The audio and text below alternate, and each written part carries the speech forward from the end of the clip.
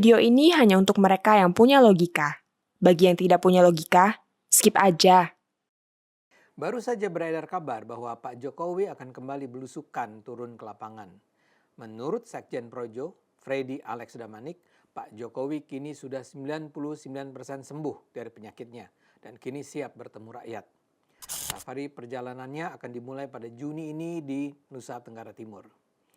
Saya termasuk orang yang percaya dan gembira dengan kabar itu. Tapi wajar juga bila kini banyak yang bertanya, kenapa? Apa yang sebenarnya sedang ia lakukan? Pertanyaan-pertanyaan ini penting karena Pak Jokowi hari ini bukan lagi presiden aktif. Di sisi lain harus diakui, ia juga belum benar-benar menjadi mantan presiden biasa. Pengaruhnya masih sangat besar. Dan justru disitulah menariknya peristiwa kembalinya Pak Jokowi ini. Kita sedang melihat sesuatu yang jarang terjadi dalam sejarah Indonesia. Seorang mantan presiden yang masih punya hubungan emosional sangat kuat dengan rakyat, 1,5 tahun setelah turun dari kekuasaan, kembali menyapa rakyat. Kalau kita melihat sejarah Indonesia, kebanyakan mantan presiden perlahan menghilang dari ruang publik. Setelah tidak lagi berkuasa, pengaruh mereka menurun. Jaringan mereka melemah. Rakyat pun perlahan melupakan mereka. Pak Jokowi tampaknya memilih jalan yang berbeda. Ia tetap hadir. Ia menarik perhatian tapi dengan cara yang unik. Ia tidak tampil sebagai oposisi, ia tidak tampil sebagai pengkritik pemerintahan baru, ia tidak sibuk menyerang Presiden Prabowo.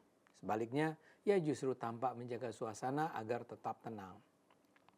Saya melihat ada kemungkinan besar bahwa salah satu tujuan utama Pak Jokowi turun kembali ke masyarakat adalah untuk menunjukkan kepada publik bahwa ia masih bersama Prabowo, bahwa hubungan mereka tetap baik, bahwa tidak ada perpecahan besar, bahwa transisi kekuasaan berjalan mulus. Ini penting sekali. Karena politik Indonesia sangat sensitif terhadap isu keretakan elit. Sedikit saja muncul tanda-tanda hubungan dingin antara tokoh besar, rumor langsung berkembang kemana-mana. Apalagi hubungan Pak Jokowi dan Pak Prabowo kan memiliki sejarah panjang yang sangat dramatis. Kita masih ingat bagaimana kerasnya pertarungan mereka pada Pilpres 2014 dan 2019. Pendukung kedua kubu bahkan pernah terbelah sangat tajam. Tapi hari ini Pak Prabowo justru jadi penerus pemerintahan Pak Jokowi. Bahkan putra Pak Jokowi, Gibran Rakabuming Raka, menjadi wakil presidennya. Karena itu Pak Jokowi mungkin merasa perlu terus memberi sinyal kepada publik bahwa aliansi politik ini masih solid. Dan dalam politik modern, simbol sering lebih penting daripada pidato resmi. Kadang sebuah foto bersama lebih kuat daripada 100 konferensi pers. Kadang kehadiran di tengah relawan lebih penting daripada pernyataan politik panjang. Dan Pak Jokowi memahami itu. Saya merasa Pak Jokowi melihat bahwa kondisi Pak Prabowo tidak sedang baik-baik saja. Bahkan sudah ada suara bahwa Presiden harus segera dimakzulkan. Karena itu Pak Jokowi harus menjadi alat untuk menetralisir serbuan semacam itu. Nah, tapi setelah mengatakan itu semua, ada hal lain yang menurut saya juga penting dipahami. Dalam kunjungan ke bawah ini adalah penting Pak Jokowi menjaga satu hal mendasar. Citranya sebagai tokoh rakyat, bukan tokoh partai. Selama bertahun-tahun, kekuatan terbesar Pak Jokowi memang bukan terletak pada partai politiknya. Rakyat bahkan mungkin lupa bahwa dia itu dulu datang dari PDIP. Kekuatan utama Pak Jokowi adalah hubungan emosional dengan rakyat biasa. Ia membangun citra sebagai orang biasa yang naik ke puncak kekuasaan nasional. Ia dikenal lewat belusukan, lewat kesederhanaan, lewat gaya komunikasi yang santai. Dan citra itu sangat kuat. Karena itu menurut saya Pak Jokowi harus berhati-hati. Ia boleh turun ke lapangan, ia boleh bertemu relawan, tapi sebaiknya ia tidak terlalu terlihat sebagai bagian dari agenda partai tertentu, termasuk PSI. Ini saya katakan bukan karena saya sudah mundur dan ngambek pada PSI ya. Saya tetap menganggap penting kalau Pak Jokowi akhirnya bergabung dengan PSI. Tapi dalam safari the return of Pak Jokowi saat ini adalah penting kalau perjalanan Pak Jokowi ini terlihat bebas dari PSI. Mengapa? Karena kalau Pak Jokowi terlalu sering terlihat dikelilingi kader PSI, publik bisa mulai membaca kunjungannya secara berbeda. Bukan lagi sebagai Pak Jokowi turun menemui rakyat, tapi menjadi Pak Jokowi sedang mengkonsolidasikan partai keluarga. Dan ini berbahaya secara simbolik. Kita harus ingat, Ketua Umum PSI hari ini adalah Kaisang Pangarep, putra Pak Jokowi sendiri.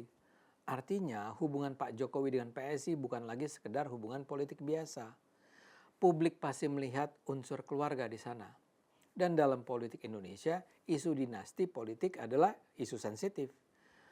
Masyarakat Indonesia sebenarnya tidak selalu menolak keluarga politik, tapi publik biasanya mulai resisten kalau muncul kesan bahwa sang tokoh terlalu rakus kekuasaan, terlalu vulgar, atau terlalu terang-terangan mempertahankan pengaruh keluarga. Padahal ini semualah yang jadi rangkaian tuduhan yang dengan lancar dilontarkan para pembenci Pak Jokowi. Karena itu menurut saya justru akan lebih cerdas bila Pak Jokowi menjaga jarak simbolik tertentu dengan PSI. Saya percaya langkah seperti itu malah bisa menguntungkan PSI sendiri. Kalau Pak Jokowi tetap populer sebagai tokoh nasional independen, sebagian simpati publik terhadap dirinya akan mengalir secara alami kepada PSI tanpa menimbulkan kesan dipaksa. Ini jauh lebih efektif.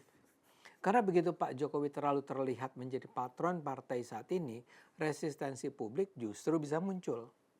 Orang akan mulai berpikir, oh ternyata ini agenda politik keluarga. Dan begitu persepsi itu muncul, citra Pak Jokowi bisa menyempit. Dari tokoh nasional jadi sekedar pemimpin kelompok politik tertentu. Saya percaya Pak Jokowi memahami risiko ini. Karena sejauh ini ia nampak berusaha menjaga keseimbangan yang sangat hati-hati. Ia tetap hadir tapi tidak terlalu agresif. Ia tetap bertemu rakyat tanpa secara terbuka menyerang pihak lain. Ia tetap dekat dengan relawan tapi belum terlihat secara frontal memimpin konsolidasi partai. Dan menurut saya pendekatan seperti ini juga sangat penting bukan hanya untuk PSI tapi untuk masa depan Gibran. Karena tantangan terbesar Gibran hari ini bukan sekedar memenangkan jabatan. Ia sudah menjadi dan adalah wakil presiden. Tantangan terbesarnya sekarang adalah membangun legitimasi politik jangka panjang. Gibran sejauh ini sudah menunjukkan bahwa dirinya bukan sekedar anak presiden, tapi serangan beruntun terhadapnya masih terus dilakukan. Dan disinilah posisi Pak Jokowi menjadi sangat menentukan. Kalau Pak Jokowi terlihat mengendalikan politik keluarga, semua kritik terhadap Gibran akan terus hidup. Orang akan terus berkata, ini hanya proyek dinasti. Tapi kalau Pak Jokowi tampil lebih sebagai tokoh nasional independen yang tetap dekat dengan rakyat, posisi Gibran justru akan terbantu. Dari anak Pak Jokowi yang diberi kekuasaan menjadi politisi muda yang kebetulan anak Pak Jokowi. Perbedaannya sangat besar. Dan saya melihat Gibran sendiri tampaknya sadar akan hal itu. Dia cenderung tampil santai, tidak terlalu konfrontatif, jarang menyerang lawan. Bahkan ketika mendapat kritik keras, ia sering memilih respons dengan santai dan tenang. Pendekatan seperti ini membantu mengurangi kesan ambisi kekuasaan yang berlebihan. Menurut saya ini adalah tampilan yang sangat layak diapresiasi. Begitu pula dengan Pak Jokowi. Dia tetap dekat dengan rakyat, tetap rendah hati, dan tidak dengan vulgar mempertontonkan kekuasaan. Sejauh ini Pak Jokowi tampak memahami satu hal penting, bahwa setelah tidak lagi menjadi presiden, kekuatan utamanya bukan lagi kekuasaan formal, melainkan persepsi publik. Dan persepsi itu hanya bisa dijaga bila dia tetap terlihat sebagai tokoh rakyat, bukan sekedar kepala sebuah keluarga politik. Karena begitu publik merasa seorang tokoh terlalu sibuk menjaga dinasti, simpati biasanya mulai berkurang. Tetapi selama Pak Jokowi berhasil mempertahankan citra sebagai figur sederhana yang tetap dekat dengan rakyat biasa, pengaruh politiknya mungkin akan bertahan jauh lebih lama dibanding banyak mantan presiden Indonesia sebelumnya. Dan mungkin memang inilah yang sebenarnya sedang kita lihat hari ini. Bukan Pak Jokowi yang sedang kembali mencari kekuasaan, tapi Pak Jokowi yang sedang berusaha memelihara budaya politik yang diwariskannya. Dan dalam politik, warisan seringkali lebih penting daripada jabatan itu sendiri. Yuk gunakan akal sehat, karena hanya kalau kita gunakan akal sehat, Indonesia akan selamat.